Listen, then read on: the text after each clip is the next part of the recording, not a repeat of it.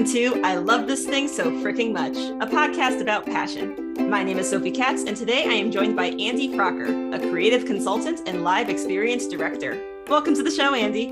Oh my gosh. Hi.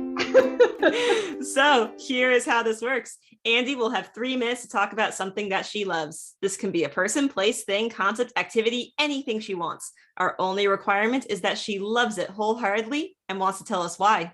Are you ready, Andy? As ready as I'll ever be, which is not at all. So let's do it. Let's do it. Got my timer here. Now, what do you love so freaking much? Sophie, I love teen soaps. I love them. And I love them for reasons and in ways that are sometimes completely opposing to one another. There's many realities that exist in my love for teen soaps, and it's all one big stew of love. But I will say, one of the reasons why I chose this topic to talk about is that it has nothing to do with my work in a lot of ways. I will say that I am not a teen soap nerd. I cannot rattle off like facts. I can't be like, oh, this person starred in episode whatever of this season of what, like I have none of the facts. I just have the love and the passion and the consumption. And that is not true of all the things in my life that I love, but it is true about teen soaps.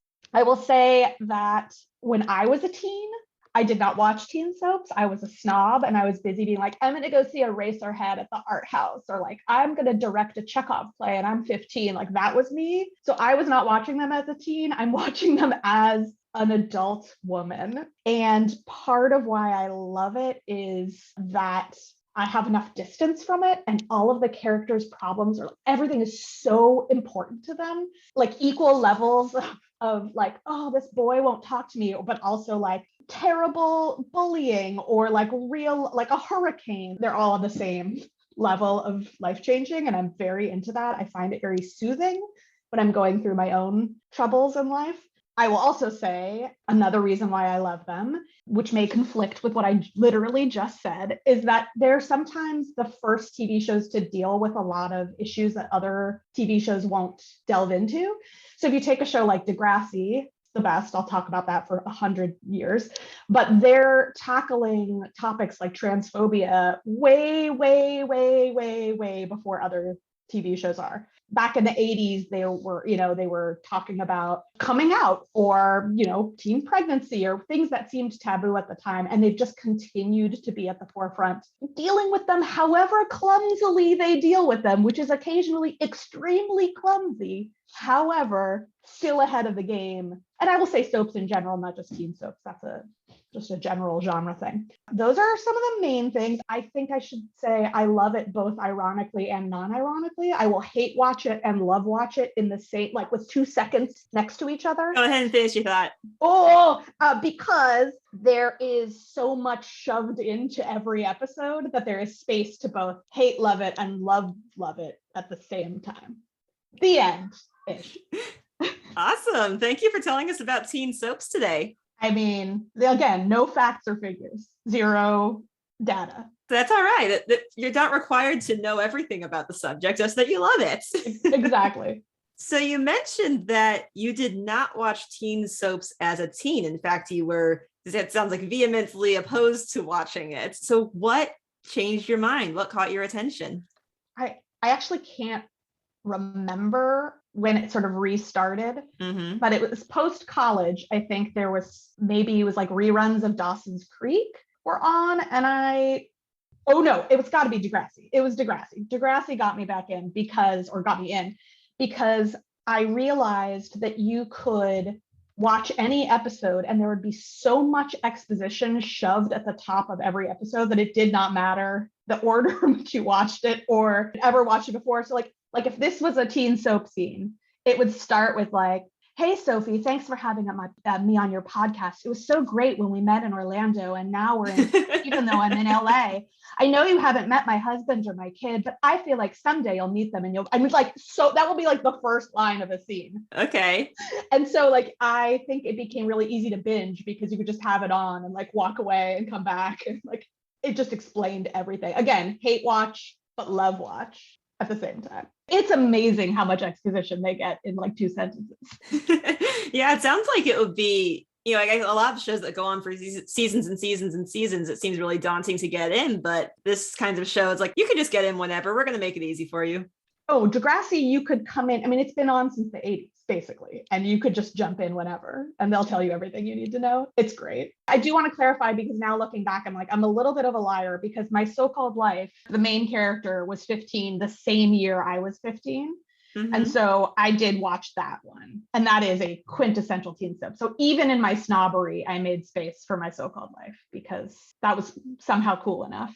Or maybe I didn't tell anybody. I don't know. Well, what do you think? What would be cool enough about that soap in particular? Again, like, it was dealing with like topics that other shows weren't. There, she had a friend that was an alcoholic and a friend that was gay. Spoilers if you haven't seen it. And she was really, really moody and sarcastic. She was Angela Chase, played by Claire Danes, was really snarky and rude and moody. So I was like, oh, hi, me, as the kids say. I think that's a thing that draws people into stories or shows of any kind, is if you can relate to something or someone in it. For sure. I think I didn't relate to like 90210, and I didn't relate to some of the shinier wish fulfillment teen soaps. That wasn't really my jam. Yeah, you mentioned that in a lot of soaps, basically every single problem, whether it's an objectively tiny problem or a big problem, is a big deal. But you mentioned that was kind of soothing to you now. You want to talk a little more about that? I think there's something there's like escapism in their pain. Maybe I'm a monster, but like, it sort of feels like, especially during like COVID, I would say, looking back on a time, like, especially like something like Dawson's Creek, where it's like the 90s and you're like early 2000s, it's like pre 9/11 optimism, that it feels different than like a 1950s show that seems like they're pasting over the darkness. With something that takes place in the 90s or the early 2000s, it's like literally they're like, this is the worst thing that could possibly happen. And now with like looking back, you're like, oh, so many bad things are going to happen. Oh my gosh, Sophie, am I a monster?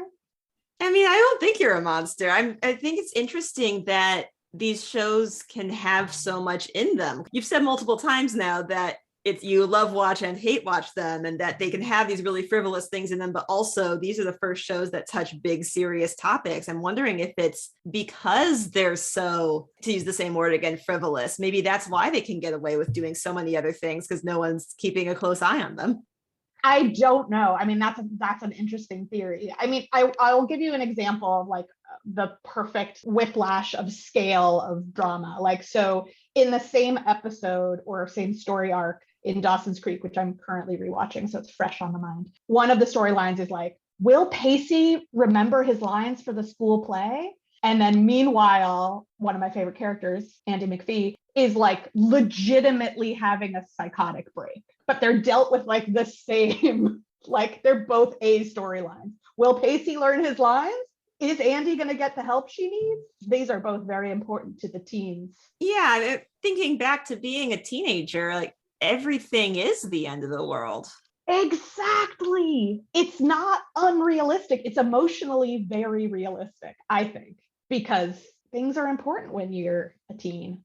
I think that could both work for and against the show, because there's a sense of everything is the end of the world, and I relate to these problems and I connect to this show, but also maybe in some ways it can seem a little too real. That's sort of the release of watching it as an adult, because you can yell like, don't go out with that boy, he is not treating you well, like at the top of your lungs. As an adult woman, you can just be like, this is not a good choice, this is not a good life choice. But then you can have your heart broken by a character losing their parent, or trying to decide whether they're going to, leave their hometown and their family and their support system to start a new life. Like, those are all real problems. And I don't like to use the word cheesy, because I think it's derogatory. I think people use cheesy when they actually mean earnest. Mm-hmm. And I think that the earnest quality that everything is approached with is key. It's at the core of all of it. It's so earnest. It's never ironic. And maybe we've gotten to the bottom of it. It's the fact that it is not ironic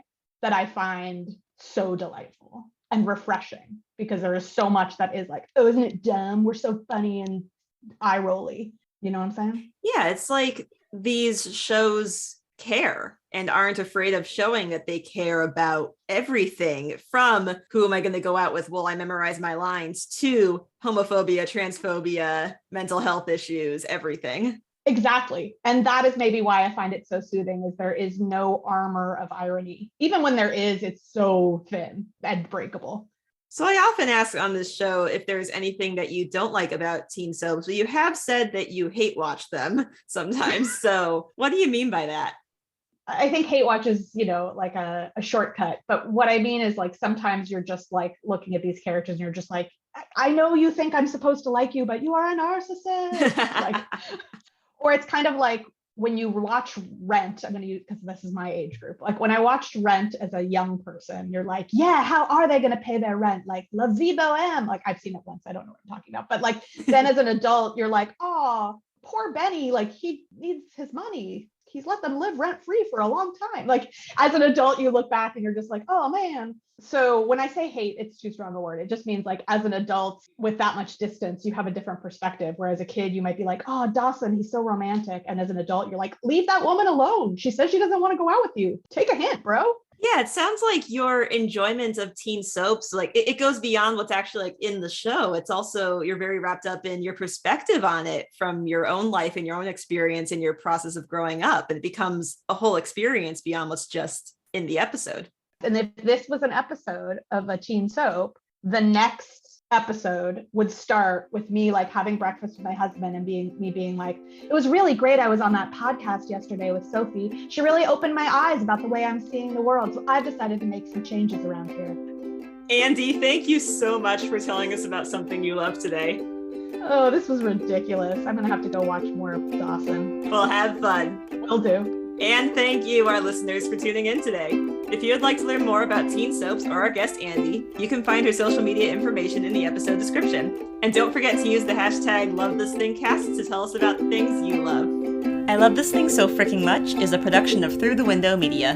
This episode was directed and edited by Sophie A. Katz. You can find us at Through the Window on Twitter, Facebook, Instagram, or Tumblr. That is THROU the Window at all those social media sites. Be good to yourself, be kind to each other, and you'll hear from us again soon.